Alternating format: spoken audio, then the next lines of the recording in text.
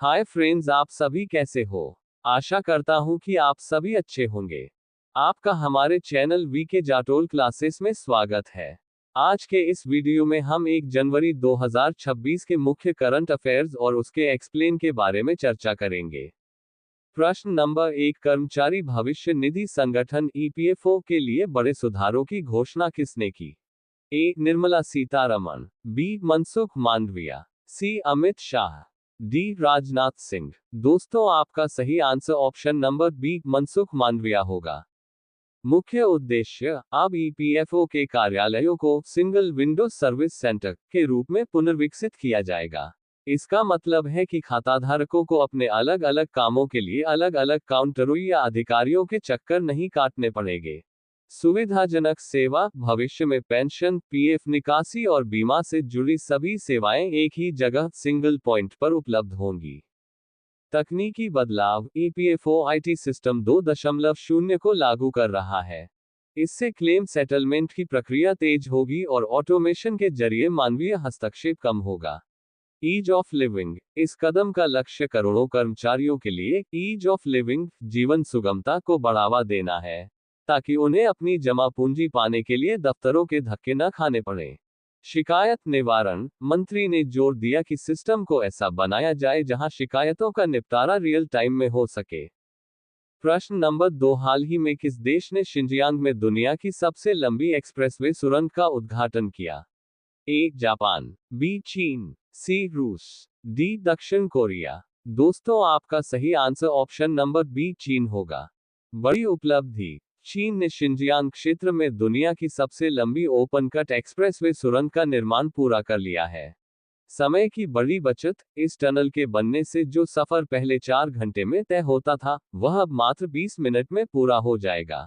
भौगोलिक चुनौती, ये टनल तियानशान पहाड़ों, तियानशन माउंटेन्स के दुर्गम रास्तों को काट कर बनाई गई है, जहां भारी बर्फबारी और ठंड के कारण यातायात अक्सर ठप हो जाता था।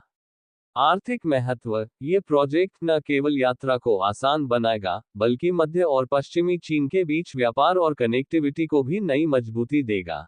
रिकॉर्ड तोड़ लंबाई, ये सुरंग अत्याधुनिक तकनीक और सुरक्षा प्रणालियों से लैस है, जो इसे दुनिया की सबसे लंबी और सबसे सुरक्षित टनल प्रणालियों में से एक बनाती है। प्रश्न नंबर 3, 150वां श्री बाबा हरिवल्लभ संगीत सम्मेलन कहाँ शुरू हुआ है? A. Amritsar, B. Ludhiana, C. Jalandhar, D. Patiala. दोस्तों, आपका सही answer option number C, Jalandhar होगा। ऐतिहासिक आयोजन, पंजाब के जलंधर में स्थित प्रसिद्ध देवी तालाब मंदिर में 26 दिसंबर से 150वां श्री बाबा हरिवल्लभ संगीत सम्मेलन शुरू हो गया है। यह दुनिया का सबसे पुराना हिंदुस्तानी शास्त्रीय संगीत महोत्सव है।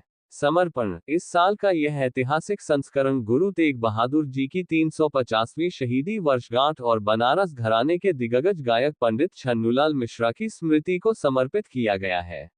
आयोजक, इस 3 दिवसीय उत्सव का आयोजन भारत सरकार के संस्कृति मंत्रालय, नॉर्थ जोन कल्चरल सेंटर और पंजाब सरकार के सहयोग से किया जा रहा है। मुख्य कलाकार इस बार मालिनी अवस्थी, पंडित रोनू मजूमदार, अश्विनी भिड़े और उस्ताद फैयाज वासिफुद्दीन डागर जैसे देश के दिग्गज शास्त्रीय संगीतकार अपनी प्रस्तुतियां दे रहे हैं। महत्व, 19वीं सदी से चली आ रही यह परंपरा भारतीय शास्त्रीय संगीत के संरक्षण और प्रचार का सबसे बड़ा मंच मानी जाती है, जहां हर साल देश विदेश से संगीत प्रेमी जुटते हैं। प्रश्न नंबर 4, सोमालीलैंड को स्वतंत्र राष्ट्र के रूप में औपचारिक मान्यता देने वाला पहला देश कौन बना है? A. Israel, B. France, C. America, D. Britain. दोस्तों, आपका सही answer option number A, Israel होगा। ऐतिहासिक फैसला, इजराइल, रिपब्लिक ऑफ सोमालीलैंड को एक स्वतंत्र और संप्रभु राज्य सॉवरन स्टेट के रूप में आधिकारिक मान्यता देने वाला दुनिया का पहला देश बन गया है। सहयोग की पहल, प्रधानमंत्री बेंजामिन नेतन्याहू ने कृषि, स्वास्थ्य, तकनीक और अर्थव्यवस्था जैसे क्षेत्रों में सोमालीलैंड के साथ तत्काल सहयोग बढ़ाने की घोषणा की है। अब्राहम समझौता, यह फैसला अब्राहम समझौते, अब्राहम अकॉर्ड्स की तर्ज पर लिया गया है। सोमालीलैंड के राष्ट्रपति अब्दुल्लाही ने भी इस समझौते में शामिल होने और क्षेत्रीय शांति की दिशा में इसे बड़ा कदम बताया है। सोमालीलैंड की स्थिति 1991 से सोमालिया से अलग होने के बाद से सोमालीलैंड स्थिर और स्वायत्त रहा है, लेकिन उसे अंतर्राष्ट्रीय मान्यता नहीं मिली थी। अब इजराइल की इस पहल से हॉर्न ऑफ अफ्रीका के समीकरण बदल सकते हैं। रणनीतिक महत्व। सोमालीलैंड अदन की खाड़ी पर स्थित एक महत्वपूर्ण भू राजनीतिक क्षेत्र है। इजराइल के इस कदम से वैश्विक स्तर पर अन्य देश भी इसे मान्यता देने पर विचार कर सकते हैं। प्रश्न नंबर 5, राष्ट्रीय निशानेबाजी चैंपियनशिप में महिलाओं की 50 मीटर राइफल थ्री पोजीशन स्पर्धा का स्वर्ण पदक किसने जीता?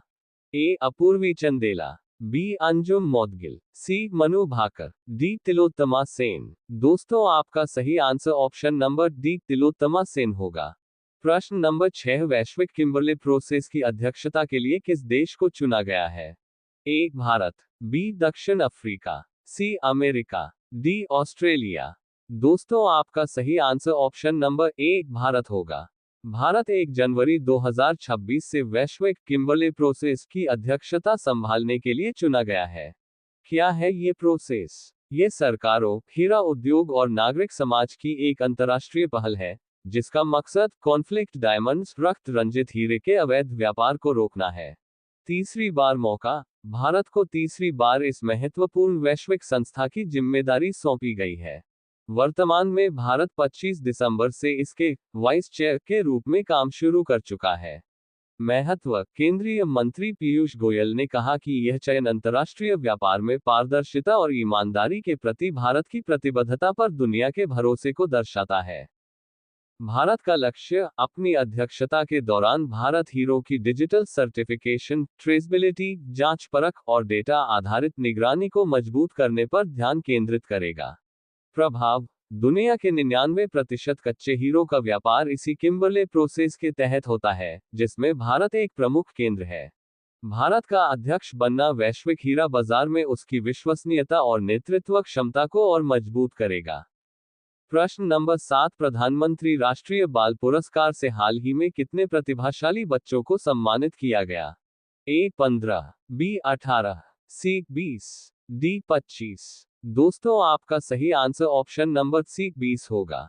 प्रश्न number 8, Abhyudaya MP growth summit 2025 का आयोजन कहां हुआ? A. Bhopal, B. Indore, C. Ujjain, D. Gwalior. दोस्तों आपका सही answer option number D Gwalior होगा। प्रश्न नंबर 9, भारत का पहला स्वदेशी एमआरआई स्कैनर किस कंपनी के सहयोग से विकसित किया गया है? A. Tata, B. Infosys, C. Zoho, D. Wipro. दोस्तों आपका सही answer option number C Zoho होगा। ऐतिहासिक उपलब्धि। बेंगलुरु स्थित स्टार्टअप वोक्सेल ग्रिड्स ने भारत का पहला पूरी तरह स्वदेशी 1.5 टेस्ला एमआरआई स्कैनर विकसित किया है। ये आत्मनिर्भर भारत की दिशा में एक बड़ा कदम है। प्रमुख सहयोग। इस प्रोजेक्ट को जोहो कंपनी के संस्थापक श्रीधर वेम्बू और भारत सरकार के जैव प्रौद्योगिकी उद्योग अनुसंधान सहायता परिषद BIRAC का समर्थन प्राप्त है। इसे बनाने में संस्थापक अर्जुन अरुणाचलम और उनकी टीम को 12 साल का समय लगा। सस्ता और सुलभ। यह विदेशी मशीनों की तुलना में लगभग 40% सस्ता है। इससे अस्पतालों का बिजली खर्च कम होगा और छोटे शहरों में भी MRI की सुविधा सस्ती हो सकेगी। तकनीकी विशेषता। यह दुनिया का ऐसा दुर्लभ स्कैनर है जो लिक्विड हीलियम का उपयोग नहीं करता, जिससे इसका रखरखाव आसान और किफायती हो जाता है। वर्तमान स्थिति। इस स्वदेशी स्कैनर को पहली बार महाराष्ट्र के नागपुर के पास चंद्रपुर कैंसर केयर फाउंडेशन में सफलतापूर्वक स्थापित डिप्लॉय किया गया है। अब तक भारत अपनी 80 से 85% चिकित्सा उपकरणों के लिए विदेशों पर निर्भर था, लेकिन इस स्वदेशी तकनीक से देश स्वास्थ्य सेवाओं के क्षेत्र में आत्मनिर्भर बनेगा। प्रश्न नंबर 10, मिनिमिटोरिशिमा द्वीप के पास गहरे समुद्र तल से दुर्लभ खनिज खनन की योजना किस देश ने बनाई है? ए. Japan, B. चीन, सी. Australia, D. अमेरिका। दोस्तों आपका सही answer option number A Japan होगा। बड़ा कदम। जापान ने रेयर अर्थ एलिमेंट्स, दुर्लभ खनिजों पर चीन की निर्भरता खत्म करने के लिए एक महत्वाकांक्षी योजना बनाई है। अब जापान गहरे समुद्र के कीचड़ से ये कीमती खनिज निकालेगा। समुद्र में खुदाई। जापान 2027 तक समुद्र की सतह से 6000 मीटर नीचे से खनिज निकालने और उन्हें रिफाइन करने का लक्ष्य रख रहा है। इसके लिए जापान ने लगभग 16.4 अरब येन $105 मिलियन का बजट तय किया है। चीन की दादागिरी का अंत वर्तमान में दुनिया के 70% रेयर अर्थ सप्लाई पर चीन का कब्जा है। 2010 के एक विवाद के बाद चीन ने जापान की सप्लाई रोक दी थी, जिससे जापान की automobile industry Toyota, Honda, Suzuki को भारी नुकसान हुआ था। कब शुरू होगा काम? जनवरी-फरवरी 2026 से रिसर्च जहाजों के जरिए टेस्ट माइनिंग शुरू होगी। समुद्र से निकलने वाले इस खास कीचड़ को जापानी मुख्य भूमि पर लाकर रिफाइन किया जाएगा। महत्व: डिस्प्रोसियम जैसे खनिजों के मिलने से जापान इलेक्ट्रिक वाहनों और हाई-टेक इंडस्ट्री में आत्मनिर्भर बन सकेगा। अब ये प्रश्न आप लोगों के लिए। आप सभी लोग इसका आंसर कमेंट बॉक्स में जरूर बताएं। हाल ही में किस संस्थान ने राष्ट्रीय सुपरकंप्यूटिंग मिशन (एनएसएम) के तहत परम रुद्र नामक सुपरकंप्यूटर लॉन्च किया है? A. IIT Patna, B. IIT Kanpur, C. IIT Delhi, D. IIT Kharagpur. Last video के प्रश्न का आंसर हमने आपसे पूछा है कि हाल ही में किस संस्थान ने आइल्ला नामक आर्टिफिशियल इंटेलिजेंस (एआई) सिस्टम विकसित किया है? A. IIT Bombay, B. IIT Madras, C. IIT Delhi, D. IIT Kanpur. दोस्तों, आपका सही answer option number C IIT Delhi होगा। यदि दोस्तों आपको हमारा यह वीडियो अच्छा लगा हो तो वीडियो को लाइक शेयर जरूर करें, साथ ही हमारे चैनल वीके जाटोल क्लासेस को सब्सक्राइब जरूर करें ताकि हमारे चैनल पर अपलोड होने वाली प्रत्येक वीडियो का नोटिफिकेशन आप तक तुरंत पहुंच सके।